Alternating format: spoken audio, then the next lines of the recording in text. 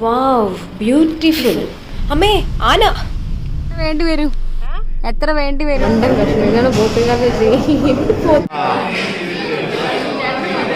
നമ്മളൊക്കെ എന്തിനു വേണ്ടിയിട്ടാണ് ജീവിക്കുന്നത്? ടെൻഷൻ അടിക്കാനാണോ അതോ ജീവിതം ആസ്വദിക്കാനാണോ? കുറച്ചൊക്കെ ടെൻഷൻ ഉണ്ടായാലും ലൈഫിൽ പ്രയോറിറ്റി കൂടുതൽ നമ്മൾ കൊടുക്കേണ്ടത് ഒരു ആസ്വാദനത്തിനല്ലേ. അപ്പൊ നമുക്കൊരു യാത്ര പോയാലോ പ്രകൃതിയുടെ മടിത്തട്ടിലേക്ക്? ഇനി നമുക്ക് പോവാം വയനാട്ടിലേക്ക്.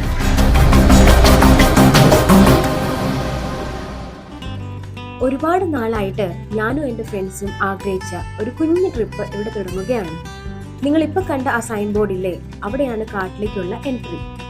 ആഹാ, എന്തൊരു മനോഹരം! നല്ല പച്ചപ്പ് നിറഞ്ഞ കാട്. ഈ വഴി നേരെ എത്തിച്ചേരുന്നത് മുത്തങ്ങയിലോട്ടാണ്. നമുക്ക് എല്ലാവർക്കും അറിയാം അവിടെയാണ് ഒരു ഫേമസ് വൈൽഡ് ലൈഫ് സാങ്ച്വറി ഉള്ളതെന്ന്.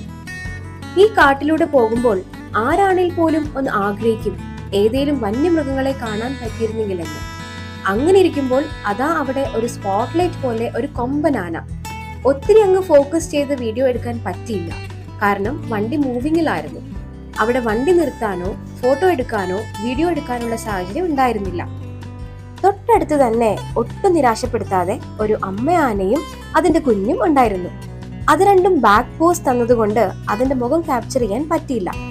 അതേസമയം വേറെ ഒരു ആന മരം ചാരി റോഡ് സൈഡിൽ നിൽക്കുന്നുണ്ടായിരുന്നു. എന്തോ മനോവിഷമം ഉണ്ടെന്ന് തോന്നുന്നു. ഒരു നിമിഷം ഭയന്നെങ്കിൽ പോലും കണ്ണിന് മനോഹരമായ കാഴ്ചയായിരുന്നു അത്. അങ്ങനെ യാത്ര വീണ്ടും തുടർന്നു. നല്ല ഇളം കാറ്റ്, തണുപ്പ്, ചൂട് ആസ്വദിച്ചുള്ള ഒരു മനോഹരമായ യാത്ര. ഈ യാത്രയുടെ ഇടയ്ക്ക് മടുപ്പ് തോന്നിയപ്പോൾ ഞങ്ങൾ ഇടയ്ക്ക് നഞ്ചൻഗൂഡ് എന്നൊരു സ്ഥലത്ത് നിർത്തി. ഒരു കരിക്ക് കുടിച്ച് പേരയ്ക്കൊക്കെ മേടിച്ചു കഴിച്ച് സ്വയം റിഫ്രഷ് ആയി. പിന്നെ കുറച്ച് മുന്നോട്ട് ചെന്നപ്പോൾ റോഡ് സൈഡിൽ ഒരു സൂര്യകാന്തി തോട്ടം കണ്ടു. വണ്ടി അവിടെ സൈഡാക്കി അവിടുത്തെ സെക്യൂരിറ്റി ചേട്ടന്റെ പെർമിഷനോട് കൂടെ ആ തോട്ടത്തിൽ പ്രവേശിച്ചു. നല്ല ഭംഗിയുള്ള സൂര്യകാന്തി തോട്ടം. അവിടുന്ന് ഒരുപാട് ഫോട്ടോസ് വീഡിയോസ് എല്ലാം എടുത്ത് ചുറ്റിനും നടന്നു കണ്ട് അവിടുന്ന് തിരിച്ചിറങ്ങി യാത്ര തുടർന്നു.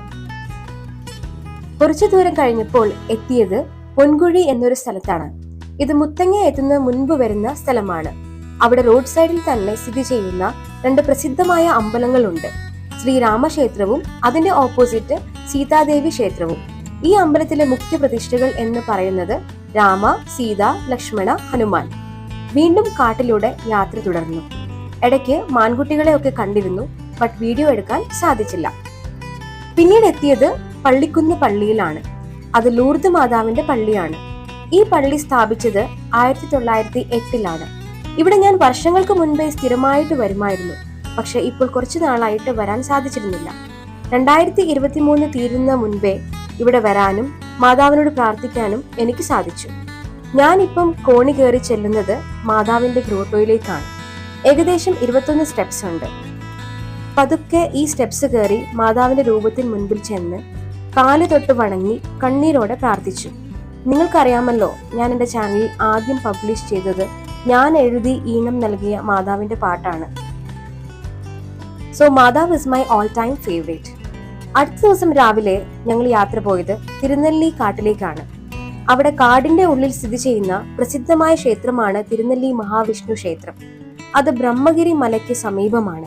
അവിടുത്തെ ഓരോ ഡിസൈൻസും വളരെ യുണീക്കാണ്. ഇതൊക്കെ കണ്ടപ്പോൾ എനിക്ക് പെട്ടെന്ന് ഒരു മുറൈ വന്ന് പാത്തായ ഡാൻസ് ആണ് ഓർമ്മ വന്നത്. വളരെയധികം ഹിസ്റ്റോറിക്കൽ ഇമ്പോർട്ടൻസ് ഉള്ള ഒരു അമ്പലമാണ് ഇത്. ചുറ്റുള്ള കാഴ്ച കണ്ട് പതുക്കെ അമ്പലനട ഇറങ്ങി. നല്ല ചൂടായിരുന്നത് കൊണ്ട് നല്ല ദാഹവും ഉണ്ടായിരുന്നു. അങ്ങനെ അവിടുന്ന് ഒരു അടിപൊളി സംഭാരം മേടിച്ചു കുടിച്ച് യാത്ര തിരിച്ചു. വരുന്ന വഴി കുറച്ച് ആദിവാസി അമ്മമാരെ കണ്ടു.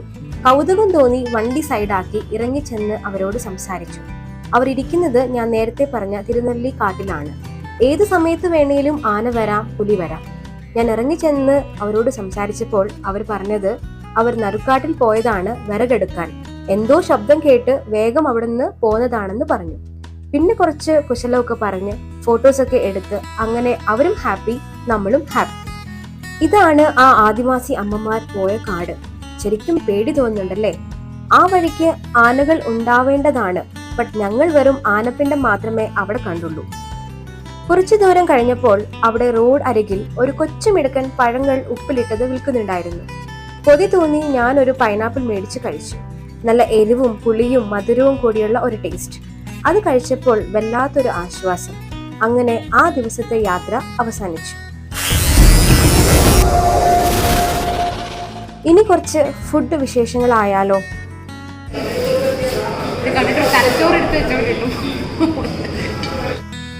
പോത്തുങ്കാൽ, നല്ല ആവി പറക്കുന്ന പോത്തുങ്കാൽ. ഇതൊരു വെറൈറ്റി ഡിഷ് തന്നെയാണ്. ഈ റെസ്റ്റോറന്റിന്റെ പേര് വയനാട് പാലസ് എന്നാണ്. ആദ്യം ഞങ്ങൾ പോയ റെസ്റ്റോറന്റ് ഇതായിരുന്നു. അവിടെ ചെന്ന് ഫുഡ് മെനു ചോദിച്ചപ്പോൾ അവിടെ പോത്തുങ്കാൽ എന്നൊരു വിഭവം ഉണ്ടെന്ന് പറഞ്ഞു. ലോകത്തില്ലാത്ത സാധനം കഴിക്കുന്നവരുണ്ട്.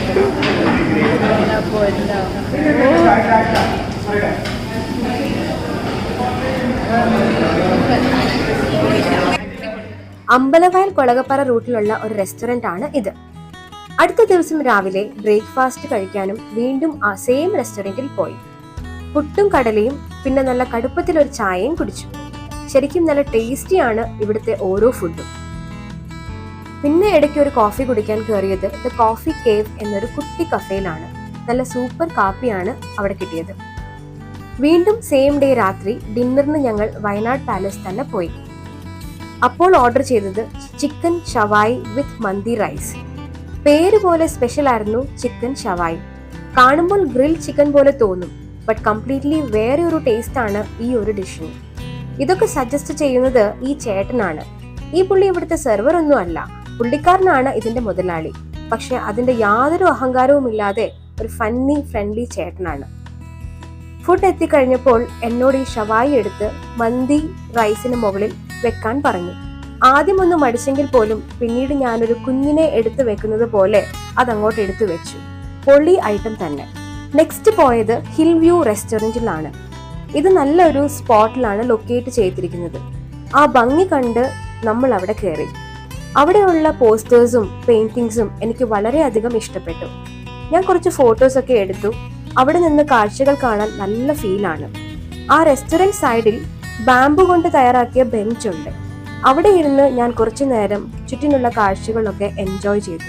സൂപ്പർ വൈബായിരുന്നു അത്. വയനാടിൽ വരുന്നവര് ഫുഡിന്റെ കാര്യത്തിലായാലും കാണാനുള്ള കാഴ്ചകളുടെ കാര്യത്തിലായാലും ഒന്നും പേടിക്കണ്ട. ഇഷ്ടംപോലെ ഓപ്ഷൻസ് ഉണ്ട്. ഈ വീഡിയോയിൽ ഞാൻ കാണിച്ചതെല്ലാം ഒരേ റൂട്ടിൽ അടുപ്പിച്ചടുപ്പിച്ച് വരുന്ന റെസ്റ്റോറൻറ്റ്സ് ആണ്. എല്ലാം അഫോർഡബിൾ റേറ്റ് ആണ്. ഞാൻ പറഞ്ഞതെല്ലാം കൊളകപ്പാറ അമ്പലവയൽ റൂട്ടിൽ വരുന്ന റെസ്റ്റോറൻറ്റ്സ് ആണ്. അങ്ങനെ 2 ദിവസം വയനാട്ടിലെ പ്രകൃതി രമണീയമായ കാഴ്ചകൾ കണ്ട് സ്വസ്ഥതയും ശാന്തതയും അനുഭവിച്ച് അടിപൊളി ഫുഡൊക്കെ കഴിച്ച് മനസ്സ് നിറഞ്ഞ് ഞാൻ മടങ്ങുകയാണ് തിരക്കേറിയ ബാംഗ്ലൂർ ജീവിതത്തിലേക്ക്. വയനാട് കാണാൻ ആഗ്രഹിക്കുന്നവർ തീർച്ചയായും വയനാട്ടിൽ പോകണം. ഈ പറഞ്ഞ സ്ഥലങ്ങളെല്ലാം എക്സ്പ്ലോർ ചെയ്യൂ. അങ്ങനെ പച്ചപ്പ് നിറഞ്ഞ വയനാടിനോട് വിട പറഞ്ഞ് ഞങ്ങൾ വീണ്ടും ബാക്ക് ടു ബംഗളൂരു.